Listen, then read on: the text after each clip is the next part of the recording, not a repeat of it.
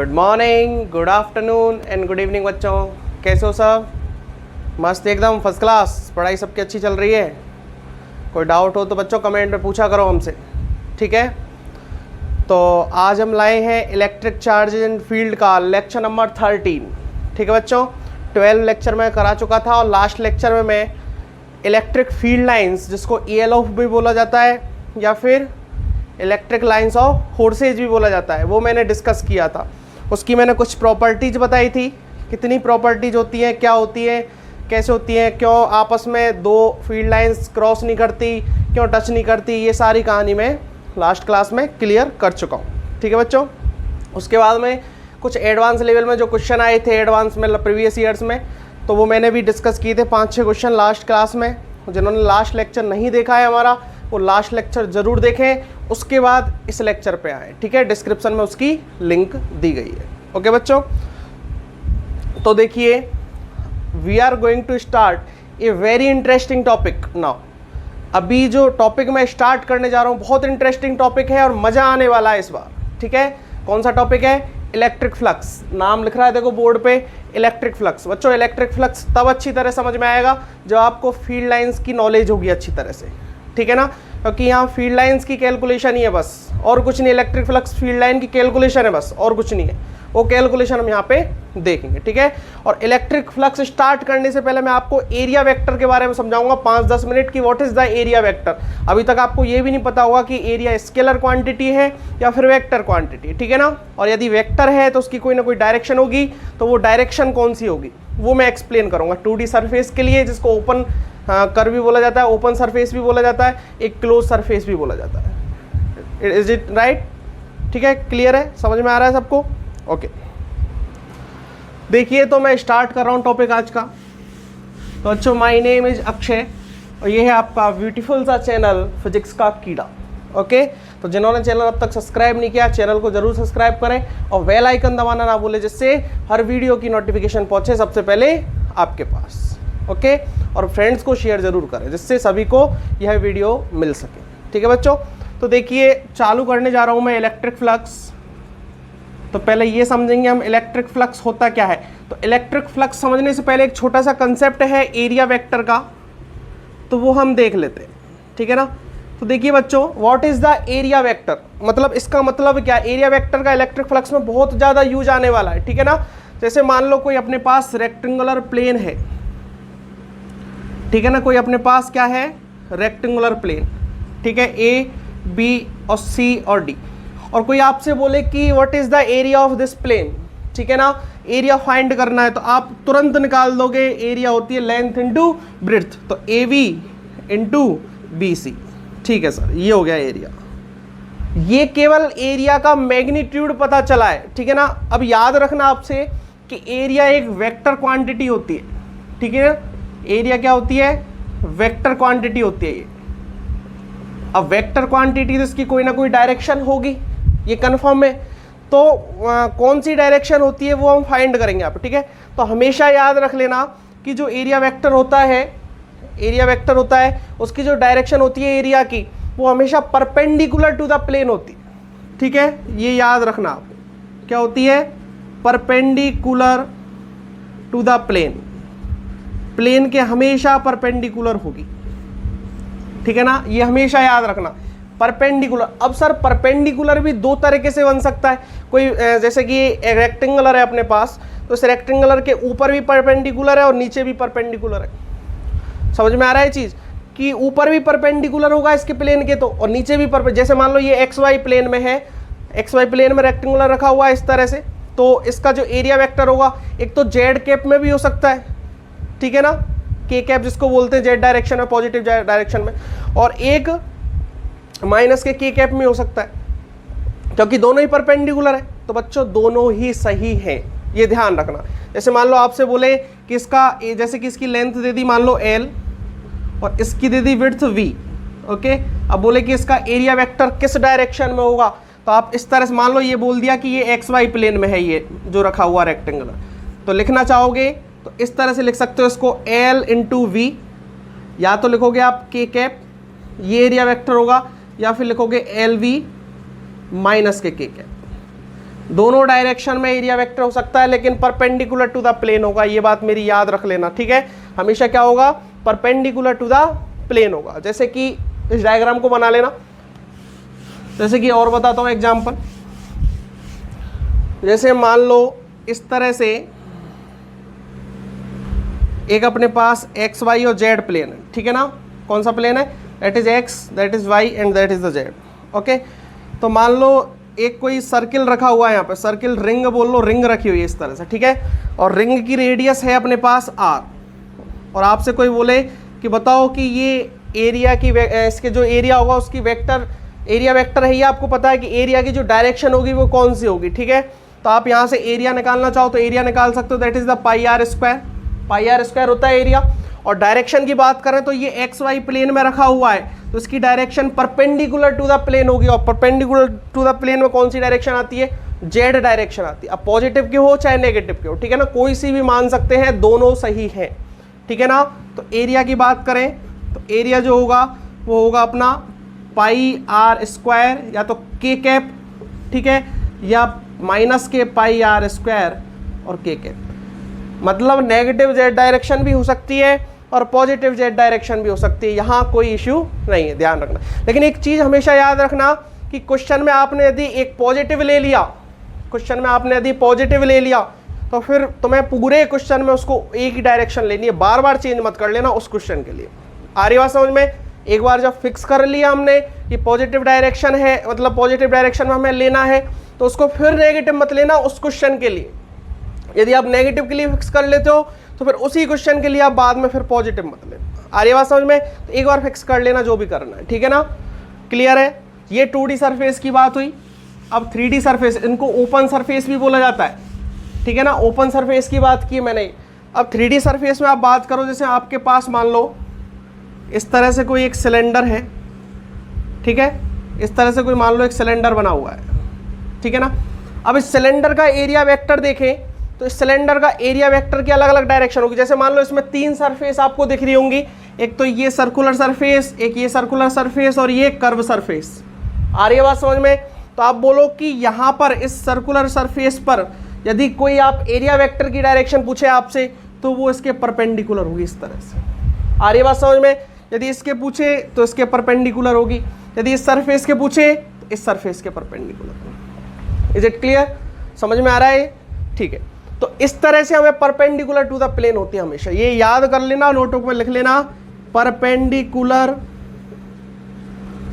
To the plane, हमेशा plane के क्या होगी, परपेंडिकुलर होगी, ठीक है। अब बहुतों को तो अब पता चला होगा आज जाके कि एरिया सर वेक्टर क्वांटिटी भी होती है। आ रही है समझ में। तो हमेशा क्या करना, परपेंडिकुलर टू द प्लेन करना। तो एक बार यहां तक नोट कर लो, आप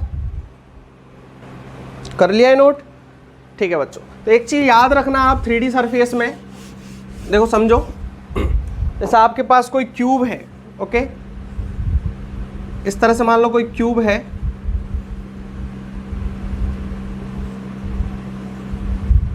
ये क्यूब बना दिया मैंने। अब यदि आपसे बोले इस क्वेश्चन में कि बताओ एरिया वेक्टर क्या होगा, तो प्लेन के हिसाब से देखना। जैसे मान लो इस प्लेन की बात करोगे, इस वाले प्लेन की, इधर वाले की, ठीक है, तो इसके परपेंडिकुलर होगा आउटवर्ड्स। 3D सरफेस में याद रखना, ठीक है ना, परपेंडिकुलर होगा आउटवर्ड्स। जैसे नीचे वाले प्लेन की बात करोगे तो नीचे की तरफ होगा perpendicular to outwards, okay, outwards में परपेंडिकुलर लेना हमें, ठीक है। जैसे पीछे वाले प्लेन की बात करोगे तो पीछे की तरफ डायरेक्शन होगी इस एरिया वेक्टर की। इस वाले प्लेन की बात करोगे, इस वाले की, तो इधर डायरेक्शन होगी। ऊपर वाले की बात करोगे तो ऊपर होगी। आ रही बात समझ में। बाहर वाले की बात करोगे तो बाहर की तरफ होगी, अंदर वाले की बात करोगे तो अंदर की तरफ होगी, ठीक है ना। इस तरह से हमें एरिया वेक्टर निकालना है। आ रही बात समझ में। तो समझ में आ गया सबको एरिया वेक्टर। देखो अब चालू कर रहा हूं मैं electric flux. What is the electric flux, okay. देखो समझना, इलेक्ट्रिक फ्लक्स को डिनोट किया जाता है फाई ई से। समझ में आ रहा है। इसको हम करते हैं फाई ई से डिनोट। रिप्रेजेंट किससे किया जाता है, फाई ई से किया जाता है, ओके। तो what is the electric flux, ये समझने के लिए देखो समझो, अभी तक आपने फील्ड लाइंस पढ़ी थी। तो मान लो कोई इस तरह से प्लेन है, ठीक है ना। देखो उसकी डेफिनेशन समझा देता हूं। इस तरह से कोई प्लेन है, ओके। तो इस प्लेन के मान लो कोई यहाँ, ये जो प्लेन रखा हुआ है ये इलेक्ट्रिक फील्ड में रखा हुआ है, ये भी याद रखना। किसी इलेक्ट्रिक फील्ड में रखा हुआ है, ठीक है। अब इलेक्ट्रिक फील्ड में रखा हुआ है तो किसी ना किसी के कारण तो इलेक्ट्रिक फील्ड जनरेट हुआ होगा, कोई चार्ज के कारण चाहे किसी भी कारण इलेक्ट्रिक फील्ड जनरेट हुआ होगा। अब इस इलेक्ट्रिक फील्ड में इस प्लेन के परपेंडिकुलर जितनी फील्ड लाइंस क्रॉस होती है, याद रखना है मैं जो लाइन बोल रहा हूँ कि किसी प्लेन पर किसी इलेक्ट्रिक फील्ड के कारण जितनी प्लेन से परपेंडिकुलर लाइन क्रॉस होती है that is called the electric flux. Is that clear? कहने का मतलब मान लो इस तरह से ये एक इलेक्ट्रिक फील्ड लगा हुआ है, यूनिफॉर्म इलेक्ट्रिक फील्ड है, आपको दिख रहा होगा। ये मैं आपको लास्ट लेक्चर में बता चुका हूँ, बीच का डिफरेंस सबका सेम है, ठीक है ना। तो ये क्या है? यूनिफॉर्म इलेक्ट्रिक फील्ड है, वेक्टर ई मान लो इसको, ठीक है। तो मुझे एक बात बताओ कि आपसे बोले कि इस प्लेन का इलेक्ट्रिक फ्लक्स कितना होगा, तो कितनी फील्ड लाइन क्रॉस हो रही है? 1 2 3 और 4। Is it clear? कितनी हो रही है? 4 हो रही है, ठीक है। नंबर ऑफ फील्ड लाइंस कितनी है? 4 है। तो इलेक्ट्रिक फ्लक्स कितना होगा इसका? 4 ही होगा। आ रही बात समझ में? केवल अभी मैं 2D सरफेस के लिए बात कर रहा हूँ, यूनिफॉर्म इलेक्ट्रिक फील्ड के लिए, ठीक है। कैलकुलेशन करेंगे हम इलेक्ट्रिक फ्लक्स की नॉन यूनिफॉर्म के लिए और यूनिफॉर्म के लिए, दो लोगों के लिए अलग अलग देखेंगे, ठीक है ना। तो अभी तो केवल सिंपल इसकी डेफिनेशन समझो कि परपेंडिकुलर यदि प्लेन के जितनी फील्ड लाइन क्रॉस हो रही है that is called the electric flux of this plane. Is it clear? कहने का मतलब ये है कि कोई प्लेन है, उस प्लेन के परपेंडिकुलर जितनी फील्ड लाइन क्रॉस हो रही है that is called the electric flux of this plane. Is it clear?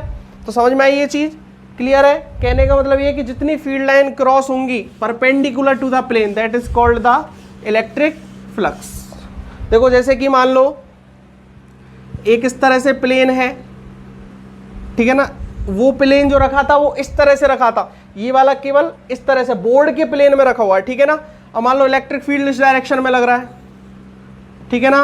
Electric field इस डायरेक्शन में लग रहा है, वेक्टर ई। तो मुझे एक बात बताओ कि इस प्लेन के परपेंडिकुलर कितनी फील्ड लाइन क्रॉस हो रही है? बताओ, एक भी हो रही है क्या? एक भी नहीं हो रही। बताओ मुझे, हो रही हो तो? नहीं हो रही ना। तो इसलिए यहाँ पर जो इलेक्ट्रिक फ्लक्स होगा that is the phi E is equal to 0। ये याद रखना, ठीक है ना। तो कहने का मतलब है the number of electric field lines crosses या passes to the perpendicular to the plane that is called the electric flux. Definition लिख लेना है इसको, ठीक है ना। क्लियर है? तो एक बार यहां तक आप डेफिनेशन लिख के इसको नोट कर लो, जल्दी से कर लिया यहां तक नोट। तो कहने का मतलब आप समझ गए कि what is the electric flux, कि परपेंडिकुलर फील्ड लाइन जितनी भी क्रॉस हो that is called electric flux. जैसे मान लो इस तरह से कोई प्लेन है, ठीक है ना, इस तरह से कोई प्लेन है, ठीक है। तो इस तरह से मान लो यहां से इलेक्ट्रिक फील्ड लग रहा है इस पे, ठीक है ना, इस तरह से, ठीक है, ये लग रहा।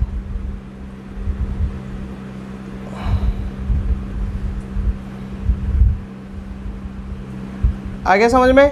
इस तरह से इलेक्ट्रिक फील्ड लग रहा है इस प्लेन में, ठीक है ना। इस तरह से प्लेन है और इलेक्ट्रिक फील्ड इस तरह से लग रहा है, ई, वेक्टर ई, ओके। तो आपसे पूछे कि बताओ कि कितनी इलेक्ट्रिक फ्लक्स होगा इस प्लेन का, कितना इलेक्ट्रिक फ्लक्स होगा। आपको साफ दिख रहा है कि 1 2 3 4, तो फाई ई इक्वल टू कितना होगा? 4 होगा। लेकिन बच्चों इनको सॉल्व करने के लिए एक कैलकुलेशन हमें करनी पड़ेगी, क्योंकि फील्ड लाइंस आप कहाँ तक गिनना बैठोगे ऐसे। ये तो चलो ठीक है, आपको दिख रहा है साफ साफ, नहीं जो कंजेस्टेड एरिया होता है वहाँ कैसे आप उसको डिफाइन करोगे कि कितना फील्ड लाइन इसमें से क्रॉस हो रही है, कितना इलेक्ट्रिक फ्लक्स है, वो डिफाइन ऐसे थोड़ी कर सकते हैं 1 2 3 4। इसकी कोई ना कोई कैलकुलेशन होगी, वो कैलकुलेशन पे जाएंगे। उससे पहले मैं आपको एक चीज़ बता दूँ, ये तो 2D सरफेस की बात हो गई। अब एक 3D सरफेस के लिए बात कर लेते हैं, ठीक है ना। तो देखो 3D सरफेस में होता क्या है, वैसे तो बाद में मैं डिफाइन करूंगा अलग से। जैसे मान लो ये स्फीयर है अपने पास, ठीक है ना, और इस तरह से क्या लग रहा है, एक इलेक्ट्रिक फील्ड लग रहा है, ठीक है ना। क्या लग रहा है? इलेक्ट्रिक फील्ड लग रहा है। तो बच्चों यहाँ पर जो होगा वो दो तरीके से फ्लक्स होगा, एक तो इनकमिंग फ्लक्स, ठीक है, और एक होगा आउटगोइंग फ्लक्स। आ रही बात समझ में? एक तो होगा अपना इनकमिंग फ्लक्स और एक होगा अपना आउटगोइंग फ्लक्स। ये कैसे होगा ये मैं समझाऊंगा आपको, ठीक है। समझो एक बार, थोड़ी सी हिंट दे देता हूं मैं यहाँ पे, उसके बाद में डिफाइन करना मुझे अच्छी तरह से कि इनकमिंग फ्लक्स और आउटगोइंग फ्लक्स कैसे डिफाइन किया जाता है, कि इस स्फीयर में कितनी फील्ड लाइंस अंदर एंट्री कर रही है that is called the incoming flux. Is it clear? कि इस फील्ड लाइन में कितनी इस 3D सरफेस में, स्फीयर में, ठीक है, कितनी फील्ड लाइंस एंटर कर रही है that is called the incoming flux, और कितनी फील्ड लाइन इस स्फीयर से बाहर निकल रही है, that is called the outgoing flux. ठीक है ना, दो तरीके के फ्लक्स है, एक तो इनकमिंग है और एक आउटगोइंग। इनको कैसे डिफाइन करेंगे ये मैं फॉर्मूला बताने के बाद बताऊंगा आपको। ठीक है, फॉर्मूला बताऊंगा पहले, उसके बाद डिफाइन करूंगा कि इनकमिंग फ्लक्स कैसे देखते हैं और आउटगोइंग फ्लक्स किस तरह से देखते हैं। कहने का मतलब ये है कि कितनी फील्ड लाइन एंटर कर रही है दैट इज कॉल्ड इनकमिंग, और कितनी फील्ड लाइन बाहर निकल रही है that is called outgoing flux. Okay, यदि हम 2D सरफेस के लिए देखें, ये तो अपना था 3D सरफेस। ठीक है ना, 3D की बात की थी, क्योंकि 3D में तो होना है, जैसे स्फीयर हुआ, आपके पास सिलेंडर हुआ, एक कॉन हुआ, इनमें तो यही होगा कि कितनी एंटर कर रही है और कितनी बाहर निकल रही है, ये डिफाइन करना है। लेकिन 2D सरफेस में ये डिफाइन नहीं करना होता। जैसे कि अपने पास अभी मैंने बताया था एक रेक्टेंगुलर प्लेन है इस तरह से, तो इस तरह से फील्ड लाइन निकली थी। ठीक है ना, कहने का मतलब ये कि इस तरह से एक प्लेन है जिसकी आप थिकनेस मत मानो, थिकनेस 2D में होती थोड़ी है। ठीक है ना, थिकनेस मत मानो, तो फील्ड लाइन इस तरह से लग रही है। ठीक है ना, इलेक्ट्रिक फील्ड इस तरह से लग रहा है इसमें। ठीक है, तो कितनी फील्ड लाइन इनकमिंग होगी और आउटगोइंग होंगी, ये अपन डिफाइन कैसे करेंगे? जितनी इनकमिंग उतनी आउटगोइंग है इसमें। बीच में कहीं रुक थोड़ी रही है, बीच में कहीं रुक रही है क्या? बताओ मुझे, बीच में कहीं रुक रही हो तो नहीं रुक रही ना, तो जितना एंटर करेंगे 2D सरफेस उतना ही बाहर निकलेंगी। लेकिन यहाँ पर बीच में स्पेस है, इसकी थिकनेस है। ठीक है, रेक्टेंगुलर मान लो एक थोड़ा सा विड्थ का होता, थिकनेस का होता, कहने का मतलब क्यूबॉइड होता, क्यूबॉइड। ओके, इसकी थिकनेस हमें माननी होती, तो फिर वी कैन से इजीली कि यहाँ पर दो तरह का फ्लक्स होगा, एक तो इनकमिंग फ्लक्स और एक outgoing flux. Is it clear? अब यदि बोले कि इस स्फीयर का टोटल फ्लक्स कितना है, ठीक है ना, नेट फ्लक्स कितना है, ये वर्ड आएगा यूज में, नेट फ्लक्स कितना है, रिजल्टेंट फ्लक्स कितना है, तो incoming plus outgoing. Is it clear? जितनी एंटर कर रही हैं प्लस जितनी बाहर निकल रही हैं, उनको ऐड कर दो, that is called the net flux. ठीक है ना, इस 3D सरफेस में आप नेट फ्लक्स की बात करोगे तो आप दोनों को ऐड कर दो, इनकमिंग को ऐड कर दो और आउटगोइंग को ऐड कर दो, that is called the total flux. Is it clear? तो ये 3D सरफेस के लिए कैलकुलेशन होती है। अभी कैलकुलेशन में प्रॉपर तरीके से बताऊंगा फॉर्मूले से, अभी मैं केवल डिफाइन कर रहा हूं कि what is the electric flux. Electric flux के बारे में केवल और केवल मैं बता रहा हूं कि क्या होता है इलेक्ट्रिक फ्लक्स। ठीक है, अब मुझे एक बात बताओ कि number of field lines that is called the electric flux, ये आपने डेफिनेशन पढ़ी है। ठीक है ना, ये आपने क्या पढ़ी है? डेफिनेशन पढ़ी है। तो मुझे एक बात बताओ, यहां से पता चल रहा है इलेक्ट्रिक जो फ्लक्स होता है ये scalar quantity, vector quantity. Number of field lines, किसी फील्ड लाइंस की number, that is called scalar quantity. ठीक है ना, तो ये एक स्केलर क्वांटिटी होती है, ये भी ध्यान रखना। ठीक है ना, कौन सी क्वांटिटी होती है? स्केलर क्वांटिटी होती है। Is it clear? कौन सी क्वांटिटी बच्चों? ये स्केलर क्वांटिटी। ओके, ठीक है, आ रही बात समझ में? तो चलो फॉर्मूले की तरफ बढ़ते हैं हम आगे, यहां तक आप नोट कर लेना इसको। अब देखिए इसके बाद में कि बात करें किसकी? फॉर्मूले की। ठीक है, अब मुझे एक चीज बात बताओ कि फॉर्मूला हम डिफाइन करेंगे, देखो कैसे निकलता है इसका। ठीक है, एक अपने पास वही रेक्टेंगुलर है, ठीक है, आ रही बात समझ में? एक इतना रेक्टेंगुलर जिसकी लेंथ आपके पास L दे रखी है, जिसकी लेंथ है अपने पास L और इसकी विड्थ है that is called V। Okay, और एक रेक्टेंगुलर यहाँ पर इससे बड़ा बना हुआ है, ठीक है ना, जिसकी आप लेंथ मान लो 2L, ठीक है ना, और जिसकी विड्थ मान लो आप 2B। ओके, डबल इससे डबल। ठीक है, तो मुझे एक बात बताओ कि यहाँ पर आप एरिया देखोगे, ठीक है ना, एक एरिया देखोगे और यहाँ पर एरिया देखोगे तो आपको साफ दिख रहा होगा इसका एरिया ज़्यादा होगा क्योंकि लेंथ और विड्थ ज़्यादा है, और इसका एरिया कम होगा। मान लो कोई इलेक्ट्रिक फील्ड लग रहा है इस तरह से, ठीक है, इस तरह से समझना, कोई इलेक्ट्रिक फील्ड लग रहा है इस तरह से, तो इसकी फील्ड लाइंस बन रही है, सब फील्ड लाइंस क्रॉस हो रही हैं। आ रही बात समझ में? तो इस तरह से मान लो ये वेक्टर ई इलेक्ट्रिक फील्ड है। ओके, तो मुझे एक बात बताओ कि इसका फ्लक्स ज़्यादा होगा कि इसका फ्लक्स ज़्यादा होगा? साफ दिख रहा होगा कि इसका फ्लक्स ज़्यादा होना है, क्योंकि इसमें से 1 2 3 4 5 फील्ड लाइंस क्रॉस हो रही हैं और इसमें से 1 2 और 3 फील्ड लाइंस क्रॉस हो रही हैं। ठीक है, तो कहने का मतलब आपको ये साफ दिख रहा होगा कि इसमें से ज़्यादा फील्ड लाइन क्रॉस होंगी और इसमें से कम फील्ड लाइन क्रॉस होंगी। ठीक है, तो एक चीज़ ध्यान रखना, मैं जो बताना चाहता हूँ कि यहाँ से आपको दिख रहा होगा कि जो फ्लक्स होता है वो एरिया के डायरेक्टली प्रोपोर्शनल होता है। ठीक है ना, फ्लक्स जो होता है, इलेक्ट्रिक फ्लक्स जो होता है डायरेक्टली प्रोपोर्शनल टू एरिया। जितना ज़्यादा एरिया होगा, जितना बड़ा एरिया होगा उतना ज़्यादा ही फ्लक्स होगा। फर्स्ट चीज समझ में आई, जितना ज़्यादा एरिया होगा उतना ज़्यादा क्या होगा, फ्लक्स होगा। क्यों, ये मैं आपको एक्सप्लेन कर चुका हूँ कि जितना बड़ा एरिया होगा, एरिया जितना ज़्यादा होगा उतनी फील्ड लाइन क्रॉस होंगी, और उतनी फील्ड लाइन, जितनी फील्ड लाइन क्रॉस होंगी ज़्यादा उतना ही इलेक्ट्रिक फ्लक्स ज़्यादा होगा। ये पहला कंसेप्ट समझ में आ गया। तो phi is directly proportional to A. अब बात करें दूसरी चीज की, दूसरी चीज समझना, फील्ड लाइन का कंसेप्ट बच्चों आना चाहिए। देखो फील्ड लाइन का कंसेप्ट लगेगा यहाँ पे। जैसे मान लो आपके पास सेम एरिया का प्लेन है, कोई दो प्लेन है इस तरह से सेम, और ठीक है एक एरिया इस तरह से, ठीक है सेम एरिया है दोनों के, ठीक है दैट इज एल, और ये भी क्या है विड्थ इसकी v, और ये भी एरिया है अपने पास l, और ये इसकी विड्थ है v, ठीक है ना। अब एक इलेक्ट्रिक फील्ड यहाँ पे लगाओ आप, ठीक है ना, इलेक्ट्रिक फील्ड यहाँ पे लगाओ, आ रही बात समझ में, लगा दी, और एक इलेक्ट्रिक फील्ड आप यहाँ पे लगाओ, अलग अलग, दोनों अलग अलग हैं, ठीक है ना। तो ये मान लो E1 है और ये मान लो E2 है, समझना इस चीज़ को, ठीक है। ये क्या है अपना E1 है और ये अपना E2 है। तो मैंने फील्ड लाइंस की जब प्रॉपर्टीज पर पढ़ाई थी तो मैंने आपको बोला था कि जितनी फील्ड लाइंस पास पास होके निकलेंगी उतनी ज़्यादा क्या होगा, इलेक्ट्रिक फील्ड स्ट्रांग होगा, ठीक है। और हमें क्वेश्चन में यहाँ दे रखा है, एक तरह समझा रहा हूँ क्वेश्चन की तरह, कि E1 क्या है, ग्रेटर देन टू E2 है, ठीक है। E1 का मैग्नीट्यूड क्या है, ये स्ट्रॉन्ग इलेक्ट्रिक फील्ड है और एक थोड़ा सा इसके comparison to weak electric field है। आ रही बात समझ में। तो जितना स्ट्रॉन्ग इलेक्ट्रिक फील्ड होगा उतनी फील्ड लाइन पास पास जाएंगी कि नहीं जाएंगी। मैंने आपको फील्ड लाइंस की प्रॉपर्टीज में डेंसिटी का कंसेप्ट बताया था, रिलेटिव क्लोजनेस, जिनका क्लियर नहीं है आप लास्ट वीडियो में जाके देख सकते हो, प्रॉपर्टी बताई थी मैंने 5th या 6th नंबर की, ठीक है।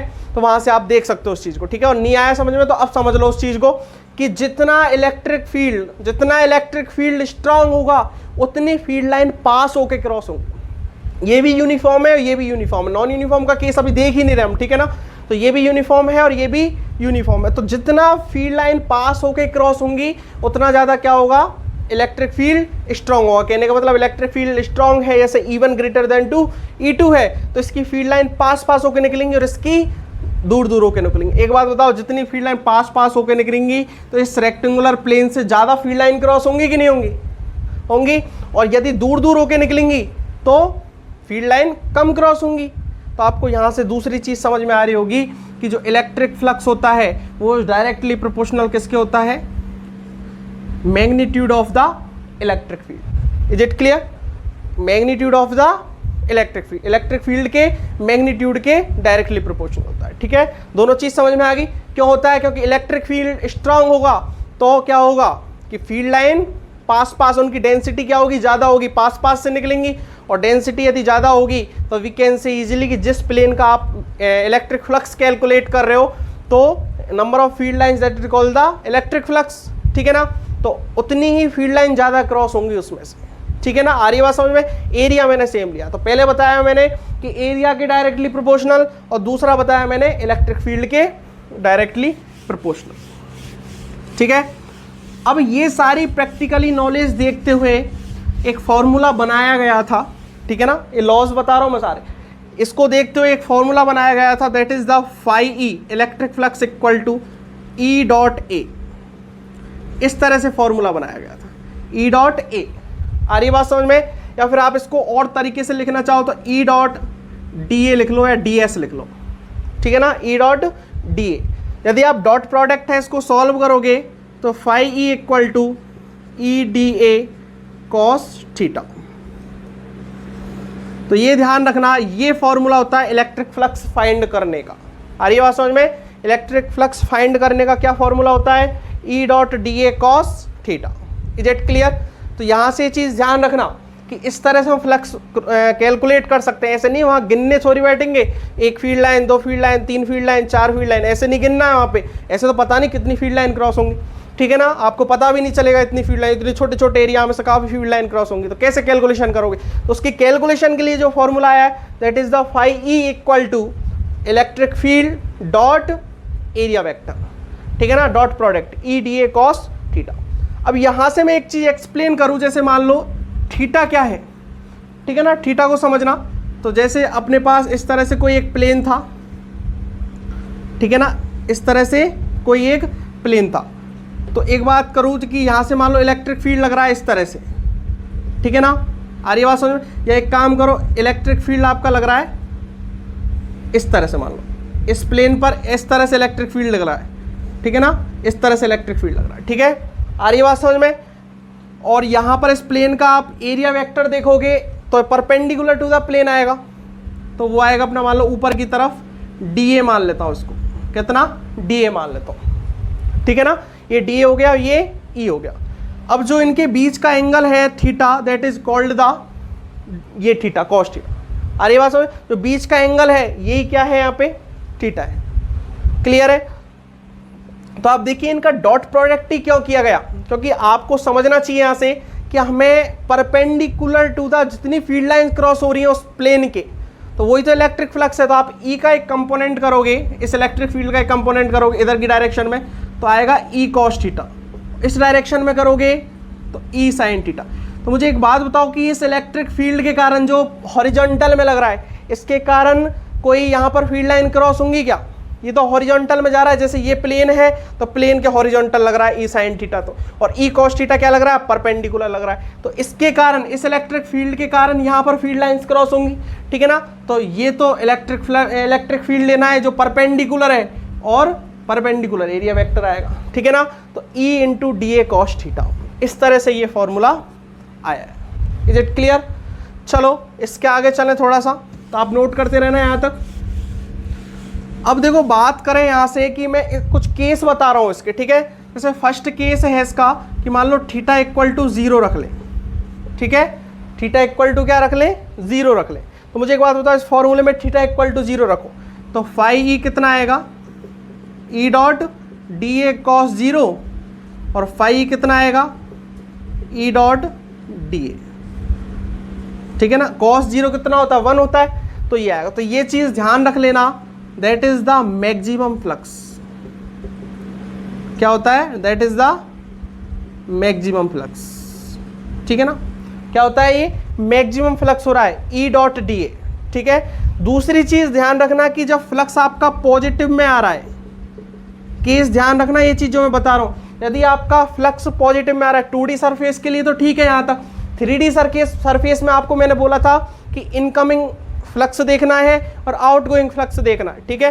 तो यदि ये फ्लक्स की वैल्यू पॉजिटिव में आ रही है तो वी कैन से इजीली कि ये होगा अपना इनकमिंग फ्लक्स, ठीक है ना। ये हमेशा इनकमिंग फ्लक्स होगा, पॉजिटिव आ रही है तो, ठीक है, कि इतना फ्लक्स क्या किया है उसमें? एंटर किया। ये 3D का केस, ठीक है। अब सेकंड केस पर बात करें इसकी, तो सेकंड केस है अपना कि थीटा इक्वल टू यदि 90 हो, तो थीटा 90 होगा तो आप फॉर्मूले में रखिए phi E dot DA cos 90, और cos 90 0 होता है तो इलेक्ट्रिक फ्लक्स कितना आया? 0 आया। और होना भी चाहिए था 0। क्यों होना चाहिए था? कि देखो इलेक्ट्रिक फील्ड, जैसे ये प्लेन है तो इलेक्ट्रिक फील्ड क्या है इसके, सॉरी इलेक्ट्रिक फील्ड क्या है? हॉरिजॉन्टल है, और एरिया वेक्टर क्या होगा? परपेंडिकुलर होगा। तो इस हॉरिजॉन्टल कंपोनेंट के कारण तो कोई भी वैसे भी इलेक्ट्रिक फील्ड लाइंस इस परपेंडिकुलर तो क्रॉस होनी नहीं है इस प्लेन से, होंगी क्या? नहीं होनी है, तो वैसे भी 0 आना है। परपेंडिकुलर ही हमें कैलकुलेट करनी है, आ रही बात समझ में? हमेशा परपेंडिकुलर ही कैलकुलेट करनी है कि जितनी परपेंडिकुलर फील्ड लाइंस क्रॉस हो रही है वही हमें इसमें कैलकुलेट करनी है। आगे बात समझ में? ठीक है, चलो ये चीज़ भी क्लियर हो गई आपकी, ठीक है। अब थर्ड केस पर बात करें तो थर्ड केस है, मान लो थीटा इक्वल टू 180 है। अब थीटा इक्वल टू 180 का मतलब क्या है कि जैसे मान लो इस तरह से ये प्लेन है, तो इस प्लेन से इस तरह से मान लो 180 की बात करें, इस तरह से इलेक्ट्रिक फील्ड लग रहा है, ठीक है ना। और यदि एरिया वेक्टर आप इसका देखोगे तो इसका इधर आएगा, ठीक है ना, आ रही बात समझ में। और ये इसका इलेक्ट्रिक फील्ड है, आ रही बात समझ में। तो एंगल कितना बन रहा है? 180 का बन रहा है कि नहीं बन रहा? 90 का केस क्या था? 90 का केस इस तरह से था कि इस तरह से मान लो कोई फील्ड लग रहा है, इलेक्ट्रिक फील्ड लग रहा है इस तरह से, ठीक है ना, इलेक्ट्रिक फील्ड इस तरह से लग रहा है, ठीक है। सब यूनिफॉर्म का केस बता रहा हूँ, ध्यान रखना, कंफ्यूज मत होना यहाँ पे, ठीक है। तो इसके परपेंडिकुलर होगा हमेशा एरिया वेक्टर ऊपर की तरफ, ठीक है। तो बीच का एंगल क्या हो गया? फील्ड लाइंस और इसके बीच का एरिया वेक्टर का था 90 हुआ था। तो वैसे भी आपको फील हो रहा होगा कि परपेंडिकुलर तो कोई भी फील्ड लाइन क्रॉस ही नहीं होंगी, इसलिए इलेक्ट्रिक फ्लक्स 0 होना था यहाँ तो, ठीक है ना। और ये फर्स्ट वाला जो केस में बताया कि मैक्सिमम फ्लक्स क्या होगा, मैक्सिमम ये होगा कि इलेक्ट्रिक फील्ड भी इस डायरेक्शन में और डीए भी इस डायरेक्शन में, ये मैक्सिमम फ्लक्स की कंडीशन होती है। That is called the for 3D surface क्या, इनकमिंग फ्लक्स। 3D सरफेस के लिए हम इसको बोलेंगे इनकमिंग फ्लक्स। अब बात करें थीटा इक्वल टू 180 का केस, इसमें क्या है देखो, आप पुट करो थीटा 180 तो कितना आएगा, ई dot D A cos 180, cos 180 कितना होता है -1, तो फाइव ई इक्वल टू आया माइनस के ई डॉट डी ए, कितना आया माइनस के ई डॉट डी ए। चलो ठीक है, फ्लक्स का मैग्नीट्यूड तो उसी के बराबर आया जो स्टार्टिंग में मैक्सिमम फ्लक्स था, ठीक है ना। तो ये चीज़ याद रखना कि दैट इज कॉल्ड, यदि वैल्यू इसकी नेगेटिव आती है फ्लक्स की, क्या आती है, नेगेटिव आती है, तो ये क्या होगा, आउटगोइंग फ्लक्स होगा, आउटगोइंग फ्लक्स होगा। आ रही बात समझ में, तो ये चीज़ ध्यान रखना, ठीक है ना। ये क्या होगा, एक आउटगोइंग फ्लक्स होगा, ठीक है ना, निकलने वाला फ्लक्स होगा। Is it clear? तो यहां तक आप वीडियो को पॉज करके एक बार नोट कर लीजिए। कर लिया बच्चों? देखो थोड़ा सा कंफ्यूजन हो गया, ये इनकमिंग फ्लक्स है, ठीक है, ये आउटगोइंग है, अपोजिट बता दिया मैंने, ठीक है, ये क्या है, आउटगोइंग फ्लक्स, ठीक है ना। अब कर लो इसको, अरे बात समझ में, यदि पॉजिटिव है, यदि फ्लक्स की वैल्यू पॉजिटिव है that is called the outgoing, और यदि फ्लक्स की वैल्यू क्या है, नेगेटिव है, that is called the incoming flux. Note कर लो इसको। कर लिया बच्चों नोट? समझ में आ गया सबके? याद रखना है, ठीक है ना। पॉजिटिव है तो आउटगोइंग है, और यदि नेगेटिव है तो इनकमिंग है, ठीक है। जैसे मैं आपको थोड़ा सा प्रैक्टिकली बताता हूँ इस चीज़ को, ठीक है, समझो एक बार, फिर क्वेश्चन की तरफ चलेंगे।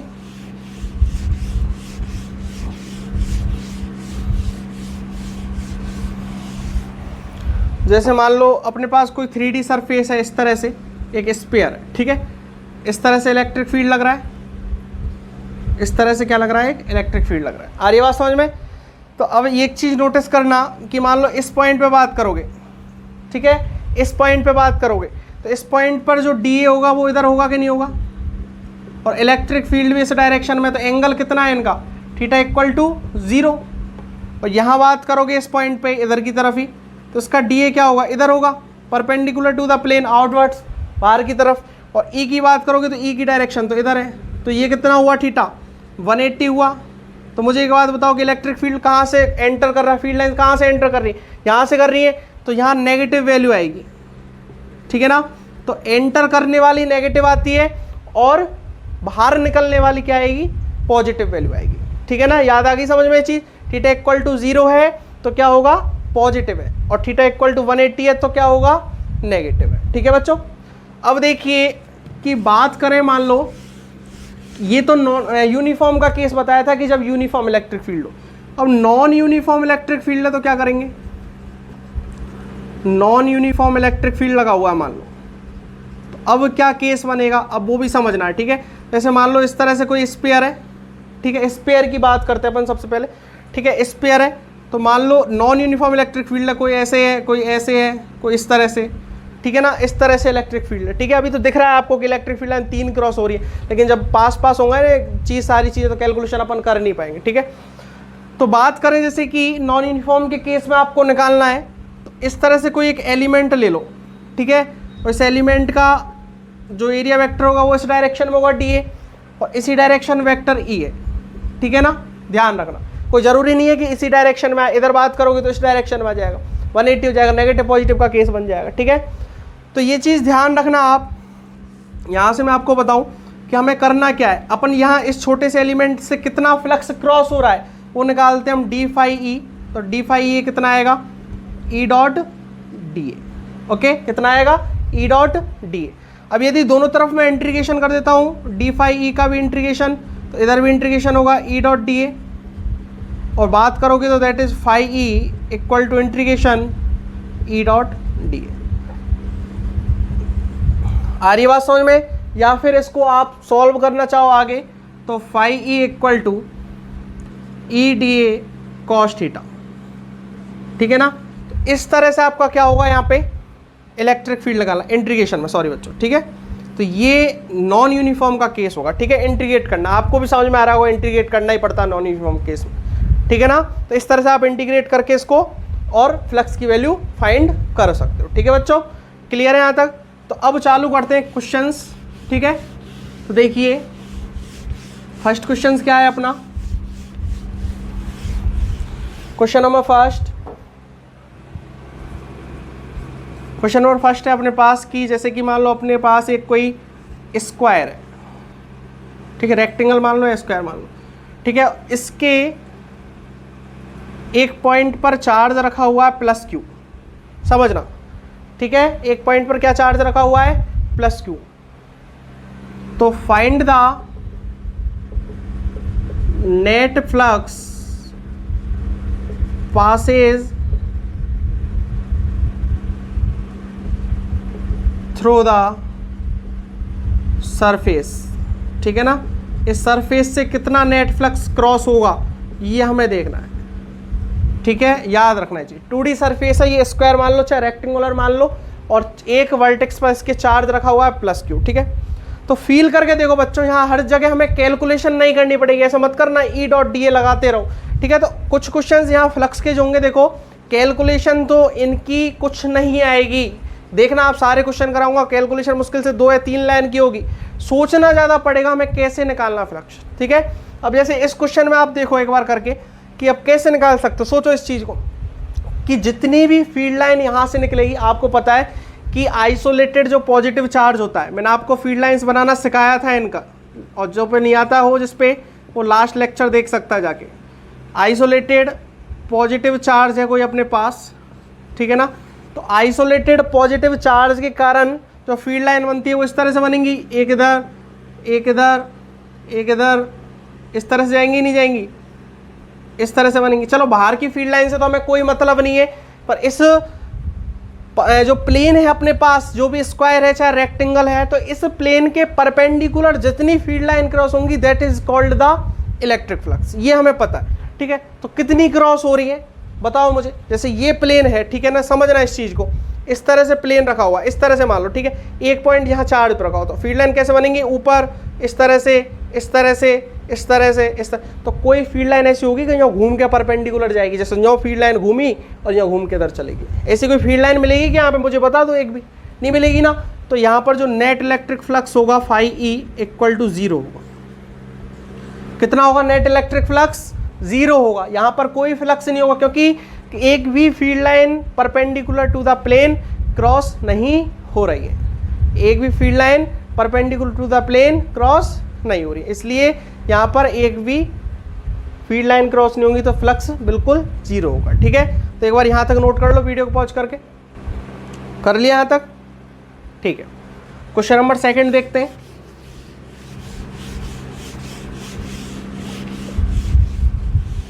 देखो क्वेश्चन नंबर 2 क्या है, सिंपल क्वेश्चन है, कैलकुलेशन नहीं है इनमें कहीं भी, ठीक है, सोचना है बस, ठीक है। तो इस तरह से मान लो कोई एक अपने पास हेमीस्फीयर है, ठीक है बच्चों,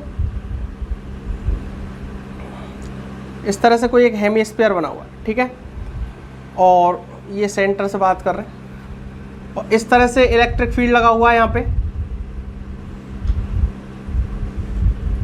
इस तरह से क्या लगा हुआ है? इलेक्ट्रिक फील्ड लगा हुआ है, ठीक है ना। और इलेक्ट्रिक फील्ड मान लो है वेक्टर E = E0I कैप, ठीक है, I डायरेक्शन मतलब X डायरेक्शन में लगा हुआ, ठीक है। क्वेश्चन क्या है? Find the net flux, find the net flux, या एक काम करो नेट मत निकालो, नेट तो सिंपल निकल जाएगा, थोड़ा सा क्वेश्चन घुमा देता हूँ। Find the electric flux through passing through the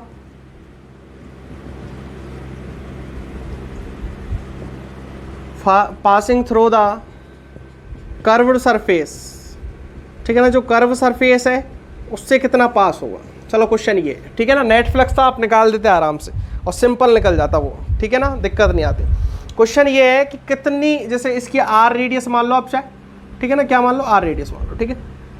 तो कितनी फील्ड लाइंस इस कर्व सरफेस जो आपको दिख रहा है ये वाला, ठीक है ना, ये वाला कर्व सरफेस जो आपको दिख रहा है यहाँ से यहाँ तक, इस कर्व सरफेस में से क्रॉस होंगी, कितनी फील्ड लाइंस क्रॉस, ठीक है। अब हमें करना क्या है, देखो यहाँ पर भी फॉर्मूले लगाने की जरूरत नहीं है, 1 सेकंड में क्वेश्चन सॉल्व है, देखते ही 1 सेकंड में क्वेश्चन सॉल्व है। अब हम करेंगे क्या पता है, हम ये करने सोचेंगे। देखो यहाँ अपन सोच के देखें तो मान लो एक छोटा सा एलिमेंट लो इस जगह, ठीक है ना, छोटा सा एलिमेंट लिया तो इलेक्ट्रिक फील्ड इस डायरेक्शन में है कि नहीं है, इस डायरेक्शन में, और इसका जो एरिया वेक्टर होगा इस छोटे से एलिमेंट का किस डायरेक्शन में होगा, तो इससे आप परपेंडिकुलर इधर मिला लो, नॉर्मल इधर होगा कि नहीं होगा, दैट इज द DA, और ये एंगल इसका है बीच का थीटा, ठीक है। अब दूसरे एलिमेंट पे आओगे, फिर तीसरे पे आओगे, चौथे पे आओगे, और एक बात बताओ, थीटा सबके लिए वेरिएबल है कि नहीं, थीटा हर एलिमेंट के लिए वेरिएबल है। देखो यहाँ बात करोगे तो इलेक्ट्रिक फील्ड, जैसे यहाँ बात करो इलेक्ट्रिक फील्ड इधर और एरिया वेक्टर इसका थोड़ा यहाँ आ जाएगा, ठीक है ना, तो ये थीटा कम हो जाएगा। अरे बात समझ में, तो हर एलिमेंट के लिए थीटा चेंज होगा कि नहीं होगा, थीटा वेरिएबल है कि नहीं। तो क्वेश्चन को हम इस तरह से करना चाहें तो इस तरह से कर सकते हैं, phi E equal to integration E dot D A, ठीक है ना, और phi equal to integration E D A cos theta, इस तरह से करने बैठ जाएंगे इसको, ठीक है ना। अब करते रहो इंटीग्रेशन, कैलकुलेशन निकालते रहो इसकी, ठीक है ना। इसका भी मैं तरीका बताऊंगा इसको भी करने का, लेकिन पहले सिंपल अप्रोच देखते हैं इसकी, कैसी सिंपल अप्रोच है, मतलब किस तरह से इसको हम सॉल्व कर सकते हैं सिंपल तरीके से, फर्स्ट वो देखते हैं, ठीक है। तो मुझे एक बात बताओ कि यहाँ पर एक 3D सरफेस है, तो यहाँ पर एक तो इनकमिंग इलेक्ट्रिक फ्लक्स होगा और एक आउटगोइंग इलेक्ट्रिक फ्लक्स होगा। तो इनकमिंग तो आपको दिख रहा है कि इसमें से एंटर करेगा, ठीक है, और आउटगोइंग भी आपको दिख रहा है कि इस कर्व सरफेस में से बाहर निकलेगा।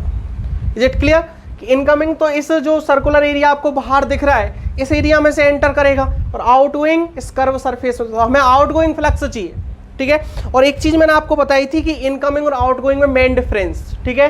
तो आउटगोइंग में क्या होता है कि आउटगोइंग में तो पॉजिटिव होती है फ्लक्स की वैल्यू और इनकमिंग में नेगेटिव होती है। यदि हम इनकमिंग फ्लक्स निकाल लें तो आउटगोइंग निकाल सकते हैं कि नहीं निकाल सकते, उसको पॉजिटिव नेगेटिव में कन्वर्ट कर दो। इनकमिंग की वैल्यू नेगेटिव होती है, आउटगोइंग की पॉजिटिव होती है। यदि आप नेगेटिव पॉजिटिव लिख देना लास्ट में तो आउटगोइंग फ्लक्स आ जाएगा। तो हमें कर्व एरिया से निकलने वाला फ्लक्स कैलकुलेट करना है, ठीक है।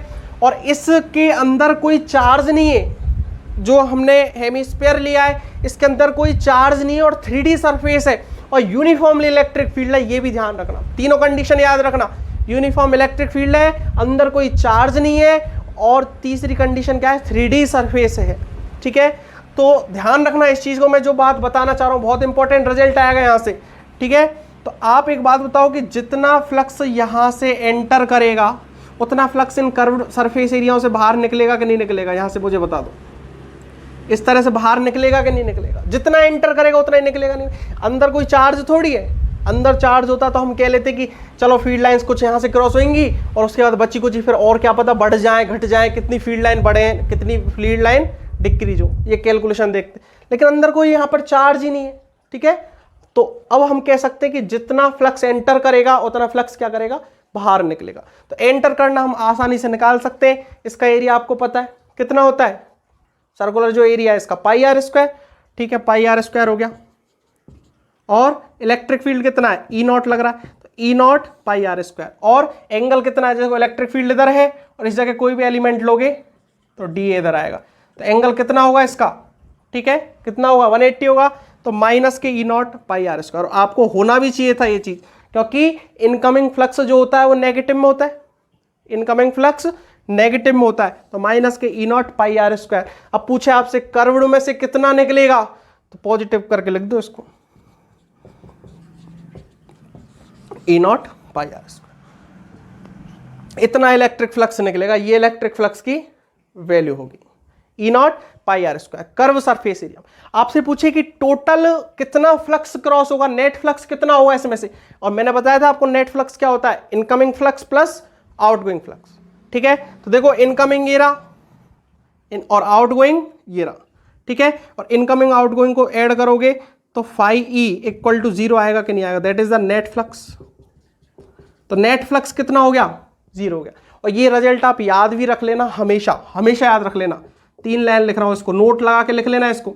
यूनिफॉर्म इलेक्ट्रिक फील्ड हो, ठीक है, अंदर कोई चार्ज नहीं हो, नो चार्ज इनसाइड, ठीक है, और तीसरी कंडीशन क्या है कि 3D सरफेस हो, ठीक है ना, 3D सरफेस हो, यूनिफॉर्म इलेक्ट्रिक फील्ड, अंदर कोई चार्ज नहीं और 3D सरफेस हो, तो नेट इलेक्ट्रिक फ्लक्स जो होता है वो हमेशा और हमेशा 0 होगा। जो नेट इलेक्ट्रिक फ्लक्स होगा फाई ई वो हमेशा क्या रहेगा, 0 रहेगा। याद रख लेना, कोई भी इलेक्ट्रिक चार्ज नहीं होना चाहिए अंदर की तरफ, यूनिफॉर्म इलेक्ट्रिक फील्ड होना चाहिए और 3D सरफेस होना चाहिए। उस केस में कह सकते हैं कि नेट फ्लक्स क्या होगा, हमेशा 0 होगा। तो वीडियो को पॉज कीजिए और यहां तक नोट कर लीजिए। कर लिया यहां तक नोट बच्चों? देखो ये तो अपनी हुई थोड़ी प्रैक्टिकल तरह से नॉलेज, ठीक है, प्रैक्टिकल तरह से मैंने बताया इस चीज को, ठीक है। अब देखते हैं हम कि यदि फॉर्मूले से करना चाहे तो कैसे करेंगे। देखो फॉर्मूले से भी होगा ये क्वेश्चन, ठीक है। कैसे होगा समझिए आप इस चीज को।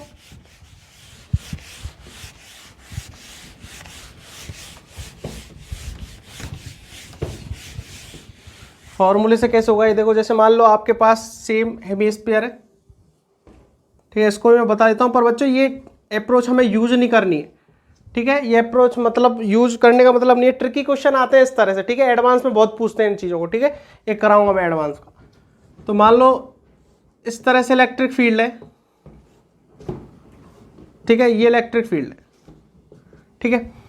तो इस तरह से लग रहा था ना, तो आप एक छोटा सा एरिया यहाँ पर ले लीजिए एक एलिमेंट, ठीक है। तो इस पर इलेक्ट्रिक फील्ड की डायरेक्शन ये है कि नहीं है, और डी की डायरेक्शन की बात करोगे तो ये आएगा, और बीच का एंगल कितना है, थीटा है, ठीक है। तो अब हम, आपको पता है कि आपको मैंने बता ही चुका हूं कि फाई ई निकालना है, तो इंटीग्रेशन ई डॉट डी ए, मतलब फाई ई निकालना है अपने को, तो integration E D A cos theta, ठीक है। ई तो कांस्टेंट है, ये यूनिफॉर्म इलेक्ट्रिक फील्ड है, ई को तो बाहर ले लो, phi equal to E integration D A cos theta. अब समझने वाली बात ये है कि ये डी ए कॉस थीटा क्या है, ठीक है। अब ऐसा मत करना डी ए को थीटा में कन्वर्ट कर रहे हो और थीटा को डी ए में कन्वर्ट कर रहे हो और फिर इंटीग्रेशन में लग रहे हो और हो नहीं रहा है क्वेश्चन, ठीक है। इस तरह से नहीं करना है। What is the D A cos theta, ये फील लेना है आज आपको, ठीक है। बहुत सारे क्वेश्चन होंगे इस तरह से, ठीक है। तो डी ए कॉस थीटा है क्या, ये समझना आप, ठीक है। तो डी ए कॉस थीटा क्या है, मुझे एक बात बताओ कि जो ये एलिमेंट है ये लिया आपने, ये डी ए है, तो डी ए का इस डायरेक्शन में कंपोनेंट करूं तो डी ए कॉस थीटा आएगा, और इस डायरेक्शन में कंपोनेंट करूं तो आएगा डी ए साइन थीटा। समझना इस चीज को। ये छोटा सा एलिमेंट थोड़ा मैं बड़ा करके बना लेता हूं, इस तरह से है।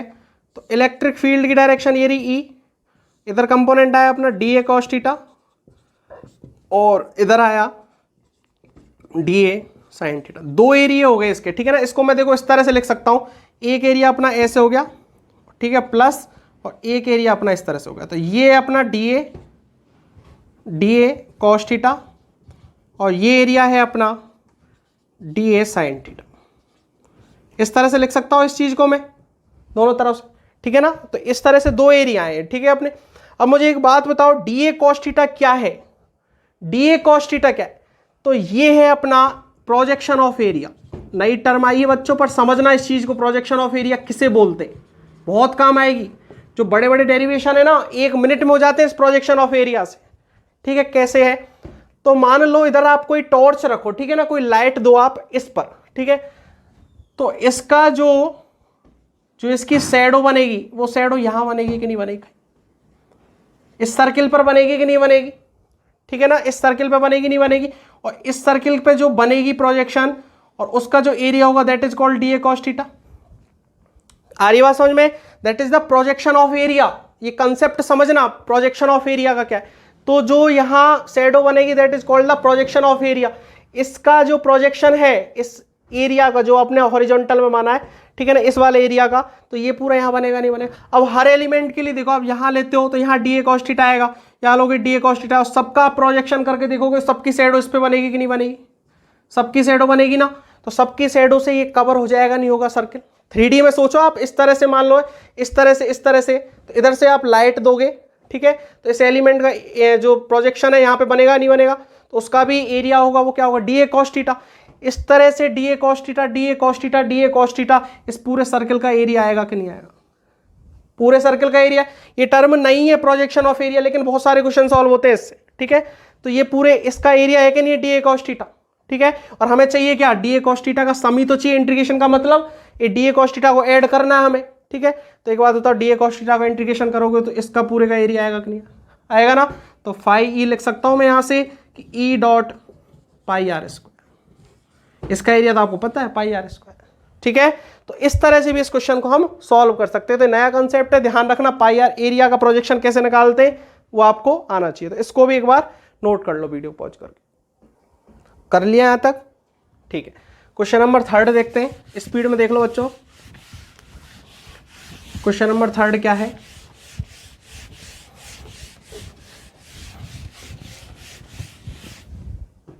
कोई हमारे पास एक सिलेंडर है,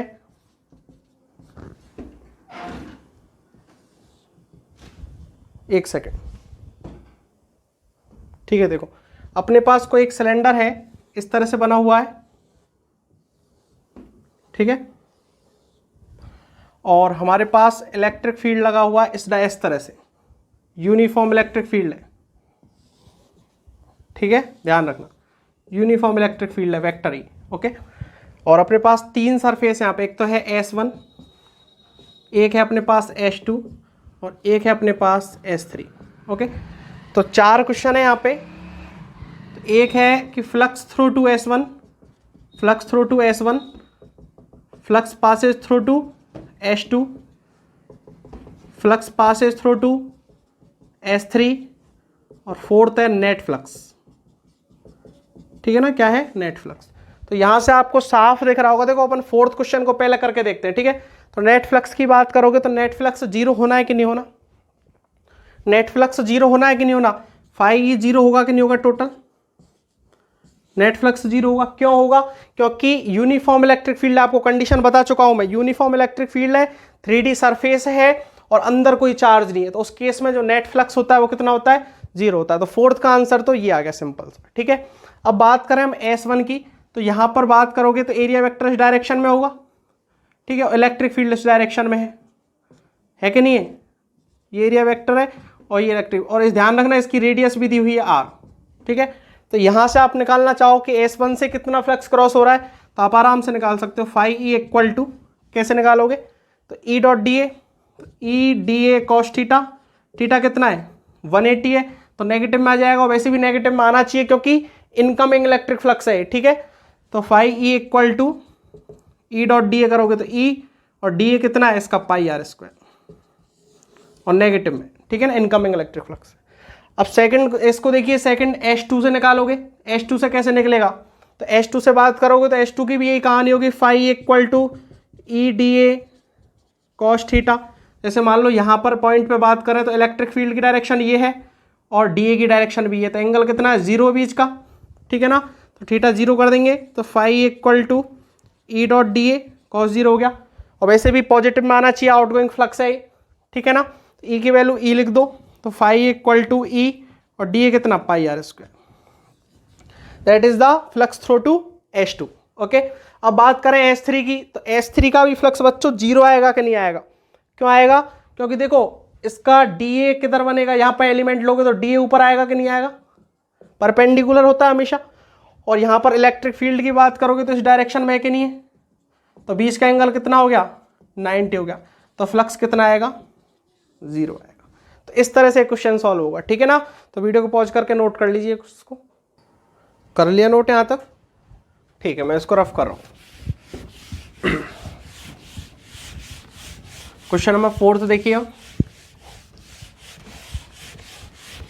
क्वेश्चन में कंसेप्ट अब आएगा 4th में, ठीक है, समझना इस चीज को।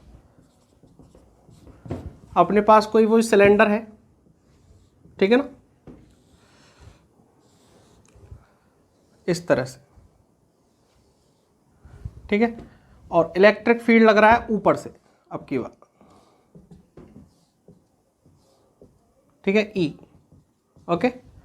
और वही सरफेस है, ये S1 है, ये S2 है और ये S3 है, और वही 4 क्वेश्चन है इसके भी। S1 से बताओ, S2 से बताओ, S3 से बताओ और नेट फ्लक्स बताओ, ठीक है ना। ये 4 क्वेश्चन है इसके, ठीक है। अब समझना करना क्या है, कुछ नहीं। नेट फ्लक्स तो अभी भी 0 होगा, नेट फ्लक्स अभी भी 0 क्यों होगा वो भी आपको पता है, अच्छी तरह पता है, ठीक है। यूनिफॉर्म इलेक्ट्रिक फील्ड हो, अंदर कोई चार्ज नहीं हो और 3D सरफेस हो, तो नेट फ्लक्स ऑलवेज इज 0, ठीक है ना, ये याद रखना। चलो दूसरे पे चलते हैं हम, S1 पे। तो ये तो नेट फ्लक्स की कहानी होगी। S1 की बात करोगे तो S1 में भी फाई 0 होगा। क्यों होगा? क्योंकि देखो इस पॉइंट पे बात करो तो इलेक्ट्रिक फील्ड नीचे की डायरेक्शन में और डी ए इधर की डायरेक्शन में, तो 90 है कि नहीं बीच का एंगल, तो फ्लक्स कितना हो रहा है, 0 होना भी चाहिए। ठीक है, यहाँ बात करें, यहाँ बात करोगे तो इलेक्ट्रिक फ्लक्स नीचे, इलेक्ट्रिक फील्ड नीचे, और एरिया वेक्टर इधर आएगा, बीच का एंगल अभी भी 90 है, तो इसलिए S2 पे भी क्या होगा, फ्लक्स 0 होगा। अब बात करेंगे S3 की, तो S3 को निकालना थोड़ा डिफिकल्ट है। ठीक है, ट्रिक से निकालोगे तो दिक्कत नहीं आई, कहीं फॉर्मूले लगाने मत बैठ जाना। ठीक है ना, ट्रिक से निकालेंगे अपन इसको। ठीक है, तो देखिए S3 की बात करें तो S3 का क्या कहानी है, देखो इस तरह से मान लो कोई एक अपने पास इस तरह से कोई एक क्या है, सिलेंडर। ठीक है, तो जो फ्लक्स निकलेगा वो इसमें से निकलेगा कि नहीं निकलेगा, सरफेस कर्व सरफेस एरिया में से। कहने का मतलब फील्ड लाइन क्रॉस कहां से होंगी, इसमें से। तो इनकमिंग और आउटगोइंग से अभी मतलब नहीं है। ठीक है, अपने को केवल ऊपर ऊपर के एरिया का निकालना है। तो हम क्या कर रहे हैं कि इसको, जो ये सिलेंडर है, इसको बीच में से काट रहा हूं मैं, समझना। ठीक है, जैसे पेन को आप सिलेंडर मान लो, इस मार्कर को, तो जैसे आप बीच में से काटोगे, ठीक है, बीच में से काटोगे तो जो एरिया हमारा निकलेगा वो रेक्टेंगुलर होगा कि नहीं होगा, इस तरह का एरिया निकलेगा। देखो इस पॉइंट पे बात करोगे तो इस तरह का, ठीक है ना, इस तरह का एरिया निकलेगा। ठीक है ना, ये एक सिलेंडर निकलेगा यहां से, बीच में से काटोगे जब, सोचना इस चीज को, बीच में से जब सिलेंडर को काटोगे तो एक रेक्टेंगुलर निकलेगा नहीं निकलेगा, और उस रेक्टेंगल में से जितना फील्ड लाइंस क्रॉस होंगी इस तरह से, वो सब इनकमिंग होगी कि नहीं होगी यहां से। ये तो आपको दिख रहा है कि S3 से इनकमिंग फ्लक्स आएगा, आउटगोइंग तो आ ही नहीं सकता, आउटगोइंग तो इधर से आता है, S4 की बात करते।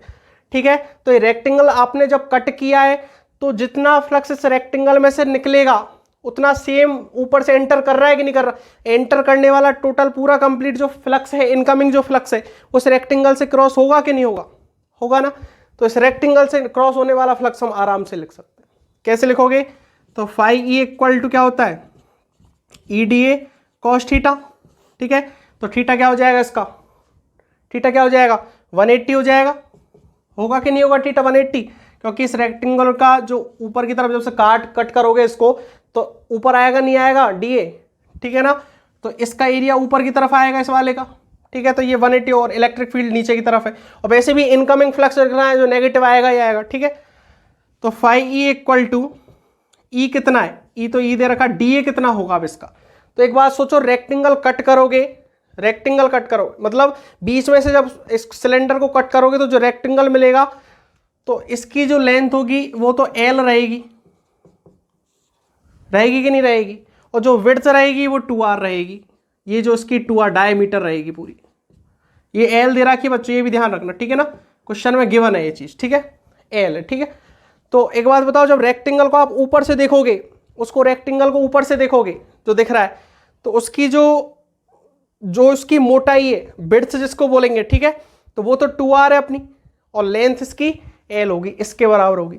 तो क्या होगा रेक्टेंगल का एरिया, एल इंटू 2r, तो फाई ई इक्वल टू आ गया 2LRE, that is the flux incoming. ठीक है, माइनस में आएगा। ठीक है, थीटा 180, ओके, इनकमिंग फ्लक्स है इसलिए माइनस में आ रहा है। आ रही बात समझ में। तो इस तरह से हम फ्लक्स निकालते हैं चीजों का। ठीक है, अब इसमें आप कैलकुलेशन करने बैठते हैं, यहाँ एक छोटा सा एलिमेंट लेते, फिर ई निकालते, फिर डी ए निकालते, उनके बीच का एंगल हमेशा चेंज होता। इस तरह से नहीं करना, बीच में से कट कर दो इसको, सिलेंडर को बीच में से कट कर दो। कट करोगे तो कट करके जो फील आ रहा है वो कट करोगे तो ऊपर से क्या लगेगा, जैसे कोई सिलेंडर, आप सोचना इस चीज को शांत दिमाग से, कोई सिलेंडर है उसको बीच में से कट करोगे तो रेक्टेंगल बनेगा, ऊपर की तरफ जो रेक्टेंगल बनेगा। ठीक है, और जब रेक्टेंगल बनेगा तो रेक्टेंगल का आराम से हम निकाल सकते कितना फ्लक्स निकलेगा उस रेक्टेंगल से, क्योंकि एरिया हमें पता है रेक्टेंगल का। ठीक है, तो रेक्टेंगल का एरिया हमें पता है, तो इस तरह से इसको कर सकते हैं। तो वीडियो को पॉज करके नोट कर लो। चलो नेक्स्ट क्वेश्चन देखते हैं एक बार। क्वेश्चन नंबर 5 कर लिया ही नोट सबने। क्वेश्चन नंबर 5 इस तरह का क्वेश्चन है, थोड़ा सोचना पड़ेगा। देखो बच्चों, इन क्वेश्चनों में कैलकुलेशन कहीं नहीं हो रही, बस थोड़ा सोचना पड़ेगा। ठीक है ना, कैलकुलेशन करने मत बैठना, नहीं तो फंस जाओगे इनमें। ठीक है, क्वेश्चन नंबर 5 इस तरह से अपने पास कोई कौन है, ये कौन हो गया। ठीक है, और इस कौन की जो रेडियस है वो है r, और इस कौन की जो ऊपर हाइट है दैट इज h।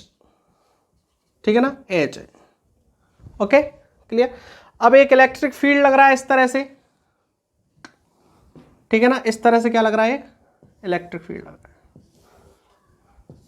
अब मैं तुमसे क्वेश्चन पूछूं कि बताओ कि नेट इलेक्ट्रिक फ्लक्स कितना होगा, तो ये क्वेश्चन बेवकूफी वाला है थोड़ा, ठीक है। अब क्योंकि आपको पता चल चुका है net electric flux 3D surface के लिए यूनिफॉर्म इलेक्ट्रिक फील्ड हो और अंदर कोई चार्ज नहीं हो, अंदर कोई चार्ज भी नहीं है, यूनिफॉर्म इलेक्ट्रिक फील्ड है, लाइन से पता चल रहा है, बिल्कुल पैरेलल लाइन जा रही है, ठीक है। और तीसरी चीज 3D सरफेस हो गया, ठीक है, यूनिफॉर्म इलेक्ट्रिक फील्ड हो गया और कोई अंदर चार्ज नहीं है, तो ये 100% नेट फ्लक्स जो होगा इसका 0 होगा, ठीक है। क्वेश्चन ये नहीं है मेरा, क्वेश्चन ये है कि कितना फ्लक्स इस एरिया में से क्रॉस करा है। कर्व जो एरिया होगा, जो अपने पास कौन होता है ना, कौन, ठीक है, उस कौन का जो कर्व एरिया है उसमें से कितना इलेक्ट्रिक फ्लक्स एंटर किया है। आ रही बात समझ में? देखो इनकमिंग प्लस आउटगोइंग होता है टोटल, ठीक है, आउटगोइंग नेगेटिव, आउटगोइंग को पॉजिटिव लिख देंगे, इनकमिंग को नेगेटिव लिख देंगे, कोई डिफरेंस नहीं है।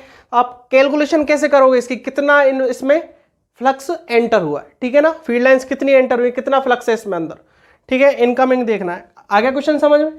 तो ऐसे क्वेश्चनों को भी आप इस तरह से नहीं करने बैठ जाना कहीं कि E.ds करने लग जाओ और इसको सॉल्व करते रहो, ठीक है ना।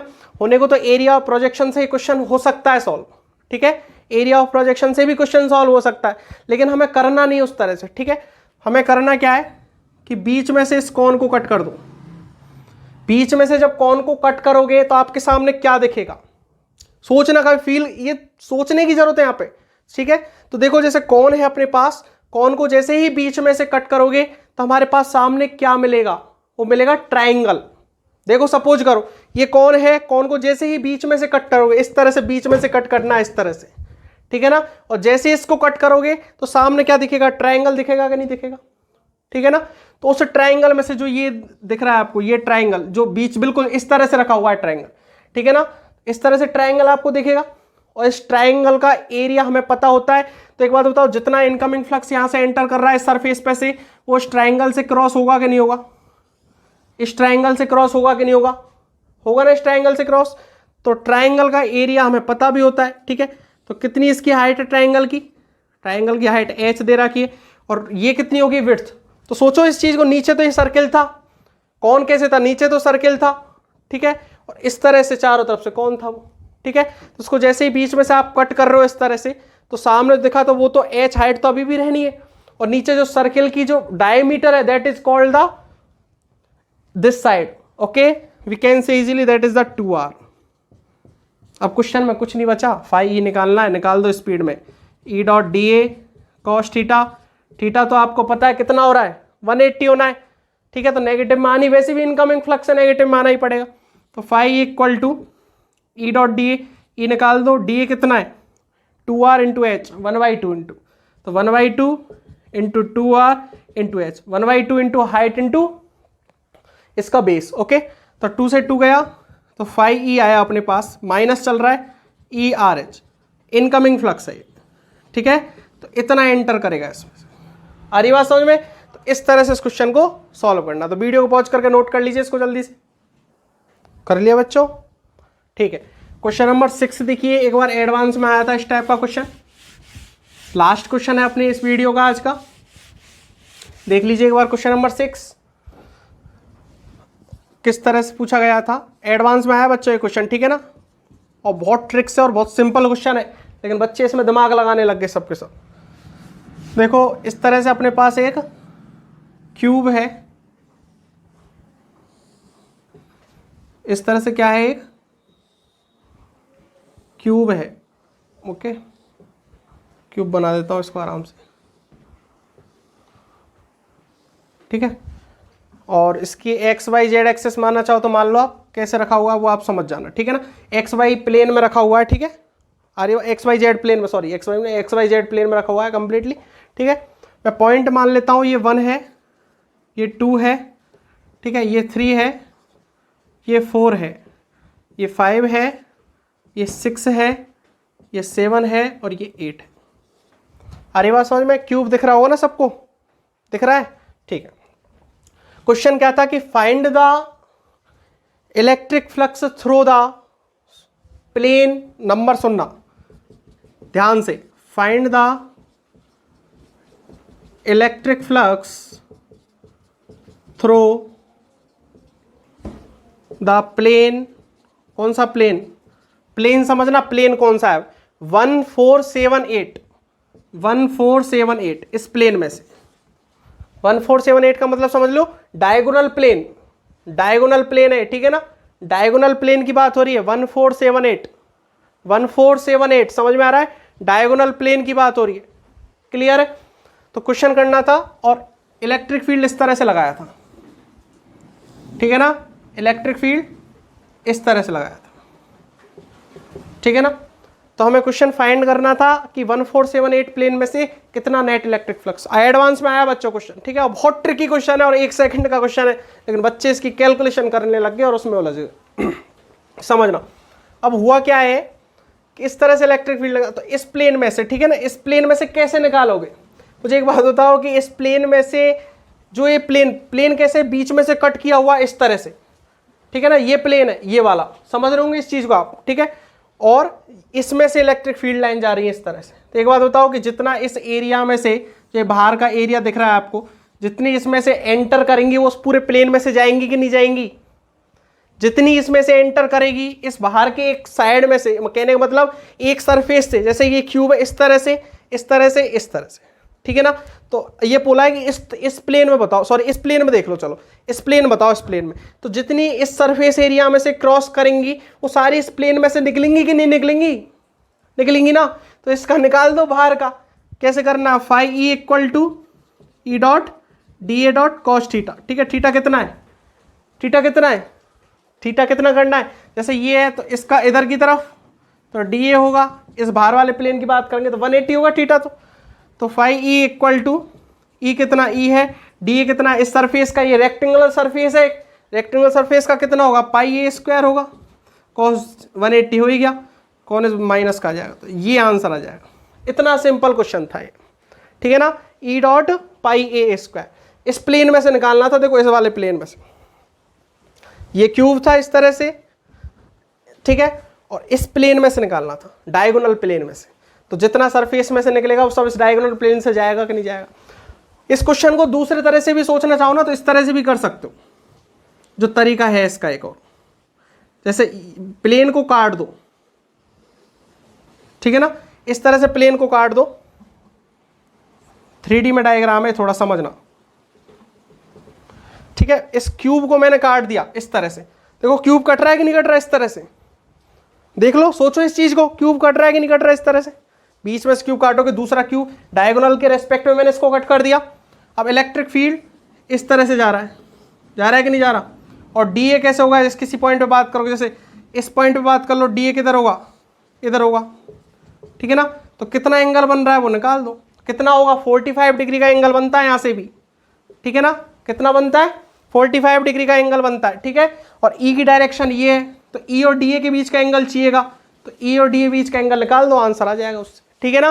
और आराम से इस एरिया को भी आप निकाल सकते हो, इस एरिया को भी आप निकाल सकते हो। इस एरिया को कैसे निकालोगे, ये तो हो गई ए, ठीक है ना, और ये इसकी क्या हो गई, √2a, समझना इस चीज को, √2a, डायगोनल कितनी होती है, √2a हो गई इसकी, ठीक है ना। और ये एक रेक्टेंगुलर बन गया तो √2a इंटू ए, √2a स्क्वायर, ठीक है ना, ये एरिया हो गया इसका, इंटू एंगल cos 45, ठीक है, नेगेटिव में लिख देंगे उसको अपोजिट में, कोई दिक्कत नहीं, इधर मान लो नेगेटिव में लिख देंगे लास्ट में, cos 45 इंटू ई, cos 45 कितना होगा, 1/√2, ठीक है ना, इसको 1/√2 लिख रहे हो, √2 से √2 गया, आ रही बात समझ में।